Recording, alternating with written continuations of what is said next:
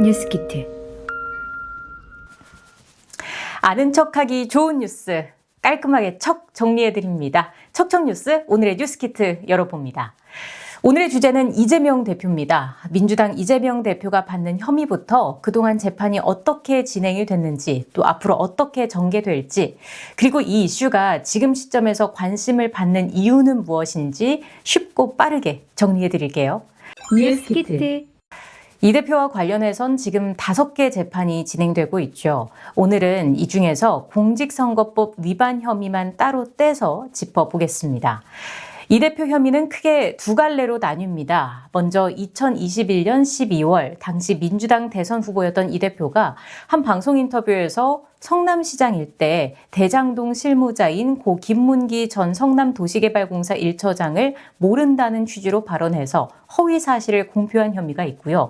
자, 그리고 경기도 성남시 백현동 한국식품연구원 부지 용도 변경과 관련해서 국토교통부의 협박이 있었다고 허위 발언을 했다는 혐의도 받습니다.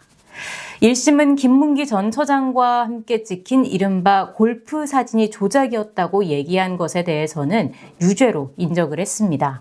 다만 성남시장 재직 때 김문기 전 처장의 존재를 몰랐다고 한 것에 대해서는 무죄로 봤고요.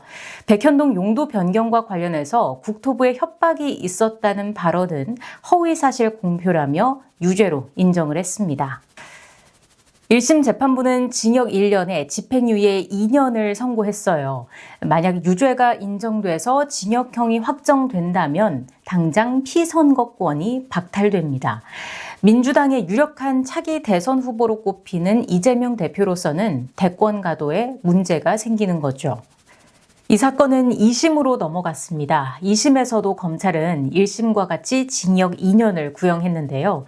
1심에서 무죄로 판단했던 고 김문기 씨를 몰랐다는 발언을 유죄로 봐달라는 취지로 풀이가 됩니다. 2심 선고는 3월 26일로 정해졌습니다. 2심 결과가 나오면 이 대표든 검찰이든 대법원에 상고할 것으로 예상이 돼요. 양측 모두 만족할 결론이 나올 수는 없는 거거든요. 대법원 판단이 중요한 이유, 바로 유무죄 여부가 확정되기 때문이겠죠.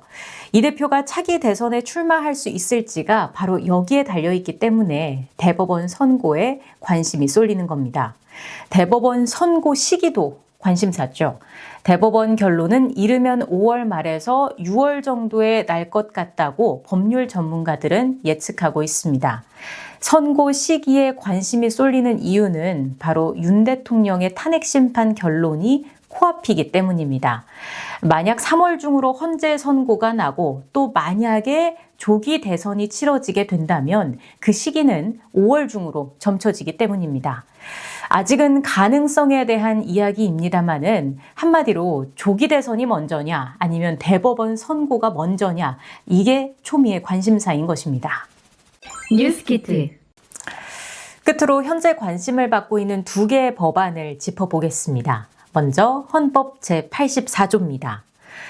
대통령은 내란 또는 외환의 죄를 범한 경우를 제외하고는 재직 중 형사상의 소출을 받지 아니한다는 내용입니다.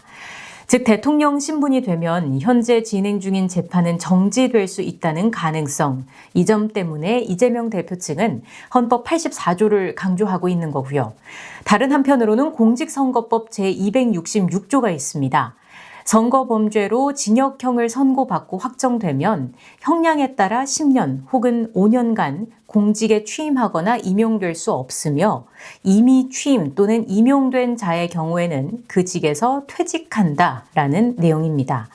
즉 선거와 관련한 범죄로 징역형이 확정되면 이미 취임 또는 임용된 자는 공직에서 퇴직한다는 부분을 주목하는 시선도 있습니다. 이재명 대표가 갖고 있는 5가지의 사법 리스크 중에 이번 공직선거법 위반 혐의가 더욱 관심을 받는 이유이기도 합니다. 이 법안들에 대해서는 해석의 문제들이 있기 때문에 이 정도 사안이 있다는 것만 설명을 드리고요. 어떻게 적용될지는 그때 가봐야 알 것 같습니다. 뉴스키트. 이재명 대표가 대선에 출마할 수 있을까요? 설명드린 대통령 탄핵심판 선고 날짜와 결과, 이 대표의 공직선거법과 관련한 대법원의 판결 날짜와 결과까지 이 대표의 운명은 이 가정들이 하나하나씩 풀려야 결정될 것 같습니다.